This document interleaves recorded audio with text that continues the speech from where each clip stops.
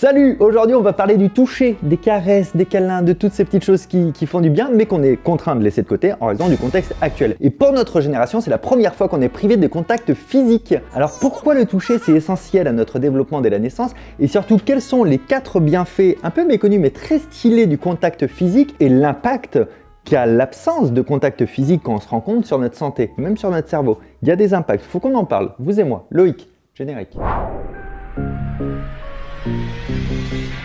Oui, je vous en reparlerai tout à l'heure, mais la vidéo d'aujourd'hui est sponsorisée par le VPN des VPN, NordVPN. Et est-ce que vous savez ce que c'est un VPN? Oui, vous savez déjà? Eh bien, je vais quand même vous expliquer à la fin de la vidéo. Mais si vous êtes impatient et que vous vous dites oui, mais moi je connais pas NordVPN, alors déjà, bienvenue sur Internet. Vous étiez où depuis toutes ces années? Mais sachez quand même qu'avec le lien en description et mon code Fabien Olicard, vous avez une grosse réduction sur l'abonnement de 2 ans. Le toucher, sujet sensible pour les blagues quand on pense à un peu comme ça. C'est le premier sens qui se développe dans l'utérus et c'est un peu le premier langage qu'on apprend. Il y a de nombreuses études qui démontrent l'importance de pratiquer le pot à pot dès la naissance du bébé, c'est-à-dire le tenir tout nu contre soi. Et ce contact, ça lui procure un sentiment de sécurité et de bien-être, mais cela régule également son rythme cardiaque et ça lui permet une meilleure respiration, une meilleure gestion de son taux de glycémie, de sa température. Et je vous avoue qu'avant de faire cette vidéo, je savais que le toucher avait des bienfaits, mais je m'attendais pas à autant de bénéfices. C'est assez impressionnant, c'est très stylé, vous allez voir. Je vais déjà vous lister les 4 principaux bienfaits. Le troisième va vous surprendre. Première surprise, ça va vous surprendre aussi. Ça fait des années que vous me demandez mes sources en description. Je trouve que c'est relou et que ça n'incite pas, au contraire, à aller chercher l'information soi-même quand on veut aller plus loin. Mais je vais vous mettre de la source en description grâce à Laura qui a coécrit cette vidéo avec moi et qui fait le travail de sourcing dans un fichier pour pas qu'on oublie d'où viennent les sources. Donc je vais vous faire un copier-coller de ça. C'est pour moi. Le toucher, ça déclenche de l'endorphine, la fameuse substance chimique qui a des effets antalgiques et qui sont susceptibles d'atténuer la douleur. Mais c'est pas tout. Selon des chercheurs de l'université du Colorado et de l'université d'Haïfa, le contact de la peau permet aussi de synchroniser les ondes cérébrales de 2 personnes. Et si une des personnes s'ouvre physiquement et qu'une autre personne offre un contact physique, les ondes cérébrales de la personne souffrante vont se calquer, ni plus ni moins, sur la personne non souffrante. En bref, une activité cérébrale ralentie qui engendre une relaxation de son corps. Pour Pavel Gunstein, le co-auteur de cette étude, cela illustre la puissance et l'importance du contact humain. Dans le même registre, une autre expérience passionnante a été menée par ces mêmes chercheurs sur 22 couples de 23 à 32 ans. Dans chaque couple, la femme recevait une stimulation douloureuse. C'était des couples hétérosexuels. De son côté, son partenaire agissait de 3 manières différentes. Soit il lui tenait la main, soit il était assis à côté d'elle mais sans la toucher, soit il était dans une pièce complètement séparée. Parallèlement, les réactions cérébrales étaient enregistrées via un encéphalogramme, parce que sinon on n'aurait pas de données. Et le résultat c'est quoi? Eh bien dans le premier cas, celui où le couple se tenait la main, les fréquences cardiaques, la respiration et les ondes cérébrales étaient synchronisées. La femme adaptait donc inconsciemment, par son corps, son comportement en fonction de ce que son partenaire ressentait. Et dans les 2 autres cas où il ne se touchait pas, il n'y avait aucune synchronisation, même quand il était dans la pièce. Et selon les chercheurs, la personne souffrante a l'impression d'être un peu entendue, un peu comprise et accompagnée grâce à ce contact physique. Et c'est pour ça que les mécanismes de récompense s'activent dans le cerveau et que cela agit comme un antidouleur. Autre bienfait, le contact physique nous aiderait à estomper nos peurs. Une autre expérience, toujours menée sur des couples, a montré que lorsque le couple se tenait la main, ils éprouvaient moins d'angoisse à l'annonce d'une décharge électrique imminente. Vraiment, on fait des études encore avec de l'électricité en décharge. Dans le cerveau, les zones impliquées dans les réactions de peur se sont montrées moins actives. Il s'avère que même la main d'un étranger pouvait faire office de contact, ça pouvait rassurer. Tout ça grâce à l'hormone du lien, la fameuse ocytocine, qui procure un sentiment de confiance. Ce lien physique réduit considérablement le stress en diminuant aussi le niveau de cortisol. Et ça, par contre, quand on a du cortisol dans le sang, c'est pas bon. C'est ça le stress. Une autre expérience sympa, dont j'aurais bien aimé être le cobaye, tiens, pour une fois, a été menée sur les vertus du massage et son impact sur notre organisme. C'est autre chose que les décharges physiques. Et qu'est-ce qu'on constate dans ce cas-là? Écoutez, je vais vous le dire, ça fait longtemps qu'il n'était pas venu celui-là. On constate un ralentissement des ondes cérébrales, un état de détente similaire à une personne profondément endormie. Et dans ce cas, le cerveau réagit au massage en réduisant son activité, en libérant des hormones et des neurotransmetteurs qui circulent dans le sang jusqu'à atteindre les autres parties du corps. D'un coup, les muscles, ils se disent il faut se détendre, la fréquence cardiaque elle diminue, la respiration ralentit, en bref, tout contact physique va engendrer une réaction biologique. Est-ce que vous saviez que le contact physique nous rend plus sûrs de nous? C'est intéressant, surtout par rapport à la distanciation, car en ce moment, il y a plusieurs études qui montrent que des élèves qui reçoivent un léger contact physique sur le bras ont près de 2 fois plus de chances de se porter volontaires en classe que ceux qui n'en reçoivent pas. C'est quand même pas rien. Les recherches du professeur de psychologie sociale Nicolas Guéguin à l'université de Bretagne Sud montrent également que certains élèves peuvent améliorer littéralement leurs résultats scolaires grâce à ça. Des élèves avec de mauvaises notes ont eu de meilleurs résultats suite à un entretien où le professeur apportait du soutien par un geste physique sur le bras ou sur l'épaule plutôt qu'un entretien sans contact. Plus insoupçonné encore, le toucher active certaines connexions neuronales et permet de réguler la digestion. Ça nous aide aussi à bien dormir et même à booster notre système immunitaire. Étant donné que le contact physique, ça produit une diminution du taux de cortisol, l'hormone du stress, je vous disais tout à l'heure, cela stimule dans le même temps la production de lymphocytes qui, lui, une fois dans le sang, booste le système immunitaire. Et quand on manque de contact physique, du coup, ça donne quoi? Ça, c'est intéressant. Dans un premier temps, qu'est-ce que ça donne chez des enfants privés de contact dès le plus jeune âge? Réponse, c'est catastrophique. Pour les humains, c'est une catastrophe. Dans les années 1990, de nombreux enfants dans des orphelinats roumains ont subi des retards de développement. Les enfants en question étaient très négligés en fait dans ces centres et ne recevaient quasiment jamais de contact physique. Et la majorité de ces enfants souffraient d'un retard de développement tant au niveau physique qu'au niveau mental. Pire, d'après des études faites par IRM, les enfants qui ont grandi dans ces orphelinats avaient un cerveau physiquement plus petit que leurs homologues qui étaient en bonne santé. Et ils étaient aussi plus enclins à générer des comportements agressifs, des troubles divers d'ailleurs du comportement. Aujourd'hui, avec cette distanciation physique imposée, quelles sont les conséquences que nous, on a depuis que votre pote vous tape plus sur l'épaule ou que votre chère grand-mère vous fait plus alors? Comment il va lui? Tiens, bien viens me voir Loïc. Parce que je voulais illustrer un truc, tu arrives à ce moment-là, c'est parfait. Tu sais quand ta grand-mère par exemple, elle te faisait alors comment il va Loïc? Comment il va? Il est sage? Tu vois, ça te manque. Je faisais comme ça. Ouais. Hop, je prenais sa main. Ouais. Alors mamie! Alors mamie! Bah ça va, écoute, ça va. Comme ça, elle courait comme moi ou pas? C'est incroyable cette histoire. Cette privation de toucher, elle n'est pas sans conséquences. Elle peut engendrer de lourdes séquelles psychologiques. Vous l'avez vu sur Loïc par exemple, sa réaction. Lorsque le manque est prolongé en tout cas. En anglais, on utilise même un terme spécifique pour parler de la privation de toucher. Ça se dit comment? C'est la fin de la peau. Comment tu traduirais ça Loïc? The end of the skin. Non, pas la fin, FIN, la fin... Hunger skin. Skin hunger. Skin hunger. La chercheuse Beaidzen, je ne sais pas prononcer les noms, de l'Institut Psychologie Médicale du CHU d'Heidelberg. Alors c'est une étude dès le premier confinement pour savoir les effets de la distanciation sociale sur nous. Et c'est pas dur, non c'est pas facile à dire distanciation sociale. Ah oui.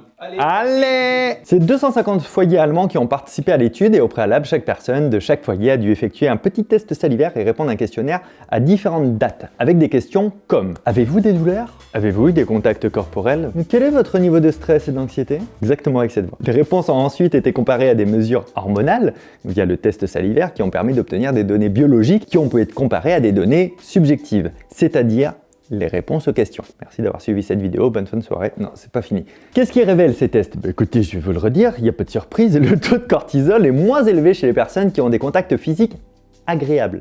Hein? Parce que là, par exemple, quand Loïc, moi, je lui faisais ça c'était agréable pour lui. Par contre, quand il m'a fait ça, là, c'était pas agréable pour moi. Il y a une vraie différence. Pour Corey Floyd, professeur de communication à l'université d'Arizona, hein, je dis ça parce qu'apparemment tout le monde connaît, il y a un vrai lien entre le manque d'affection tactile, le stress, la dépression, la solitude et l'anxiété. Il ajoute: les personnes qui vivent seules sont certainement plus sensibles et à l'heure actuelle, je pense qu'il est raisonnable d'affirmer que presque tout le monde est plus sensible que la normale au manque de toucher et à d'autres formes de comportements affectueux. Et selon Tiffany Field, directrice, elle, de l'Institut de recherche sur le toucher de l'Université de Miami et titulaire au passage un petit doctorat en psychologie du développement, elle dit la privation de toucher est un traumatisme fort pour les personnes qui ont l'habitude d'être beaucoup touchées et qui sont maintenant séparées, comme les nouvelles relations amoureuses ou les personnes hospitalisées. Et dans une enquête qu'elle a menée auprès de 260 adultes du 25 mars au 5 mai 2020, son département a constaté que 43% des personnes interrogées avaient fait l'expérience de la solitude,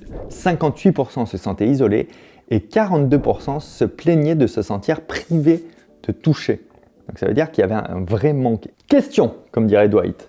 Qui a la ref? Est-ce qu'il nous faudra un temps d'adaptation avant de pouvoir enlacer nos proches à nouveau une fois la situation rétablie? Est-ce que ça va être automatique? Eh bien la réponse est oui, il en faudra un, d'après de nombreux épidémiologistes et experts interrogés par le New York Times.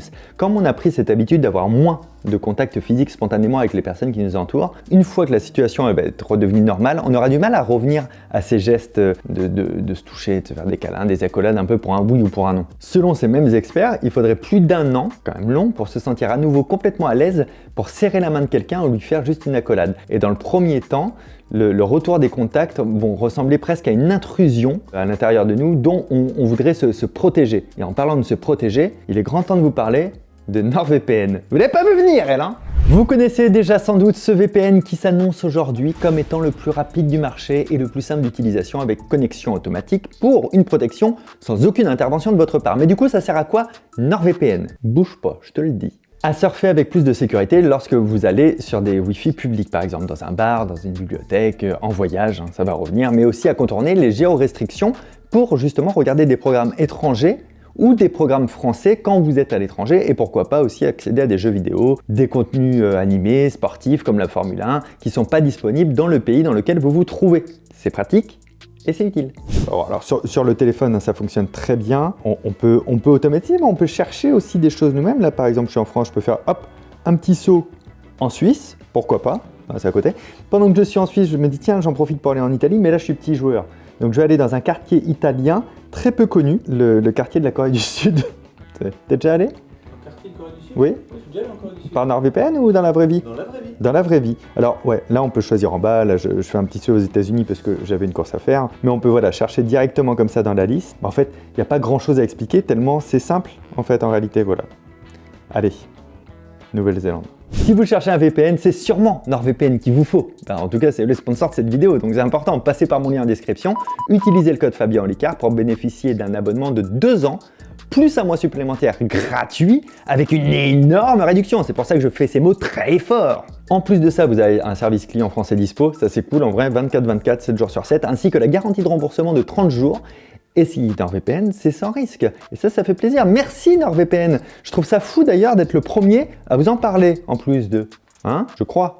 Je regarde pas trop moi Internet. Revenons-en à nos caresses. Le souci c'est que quand on manque de quelque chose, notre corps cherche à le compenser. Certaines personnes vont davantage manger, de dormir en plus. En bref, on cherche un substitut, quel qu'il soit, pour avoir une sensation de bien-être par un autre biais. C'est comme quand vous avez faim, votre cerveau vous dit « Hey, j'ai faim » et bam, vous passez à l'action. Sauf que là, vous pouvez pas passer à l'action. Et l'absence de contact, c'est un peu plus compliqué de répondre à la demande de votre cerveau pour le faire. Donc pour pallier à ce manque de contact, des ingénieurs sont en train de travailler sur la création d'une peau artificielle. Une sorte de seconde peau qu'on pourrait placer sur différentes parties du corps. Alors c'est pas vraiment pour pallier au manque de contact, ça a d'autres utilisations, c'est une peau qui serait connectée à un ordinateur et quand on toucherait l'écran, il y aurait des capteurs électroniques qui s'activeraient et qui provoqueraient des vibrations ou des pressions. Alors c'est une peau qui est à l'état de test, qui n'est pas encore capable de simuler par exemple une caresse, mais elle peut enrichir la communication, même si elle remplacera jamais un contact. Par contre, pour les retours de jeux vidéo, pour les feedbacks des sensations de jeu, ça peut être intéressant, mais dans plein d'autres domaines. En attendant, vous pouvez pratiquer l'autocâlin, genre plutôt en vous massant le cuir chevelu, en brossant votre corps dans un bain par exemple, en faisant des points de pression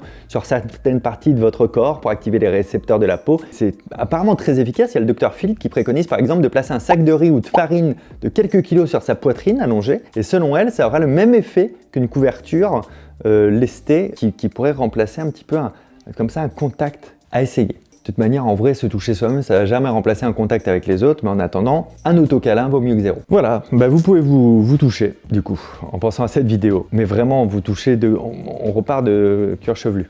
Waouh, c'est dangereux, hein, ce genre de vidéo quand même. Hein. Dites-moi d'ailleurs en commentaire comment vous ressentez le manque, vous, de contact physique en vrai. Comment ça s'est passé cette année? Est-ce que c'était facile? Vous n'y avez pas pensé? Est-ce que ça a été très douloureux? Je serais curieux qu'on échange à ce sujet. J'espère en tout cas que la vidéo vous a plu. Merci beaucoup à NordVPN d'avoir sponsorisé cette vidéo. Téléchargez-le en passant par mon lien dans la description et vous profitez, je vous le dis, d'un mois d'abonnement gratuit. Pourquoi on remercie les sponsors comme NordVPN? Parce que c'est grâce à eux qu'on peut financer les gros projets que vous aimez bien. Les matières grises, les gros casse-têtes de fous, les cabinets Curious, il faut comme ça des gens qui jouent le jeu du sponsoring et c'était leur cas. Petite piqûre de rappel, hein, si vous avez raté l'information, mon livre est sorti, l'anti-guide de la manipulation. En gros, on est tous manipulateurs, on peut l'être de manière bienveillante, on peut déjouer les pièges des gros manipulateurs. Pourquoi la manipulation ça marche sur le cerveau? C'est sûrement le livre dont je suis le plus fier, donc n'hésitez pas à jeter un œil, vous avez un lien aussi dans la description. Si vous ne me connaissez pas, je m'appelle toujours Fabien Olicard, ça ne change pas, c'est extrêmement pratique. Là, je vous mets 2 autres vidéos, une où c'est un défi, je devais répondre à 6 énigmes de logique, et une autre sur 6 choses que vous devriez savoir. Si vous ne les savez pas, c'est sur des inventions qui ont été faites par hasard, c'est très intéressant. N'oubliez pas de vous abonner, d'activer la cloche, tout ça c'est gratuit, ça soutient mon travail, ça vous prévient des autres vidéos, vous connaissez, on vous le dit tout le temps, prenez soin de vous, faites-vous des autocâlins, à très bientôt. Ciao. Oh, des petits câlins, des petits câlinous, des petits câlinous, des petits câlinous.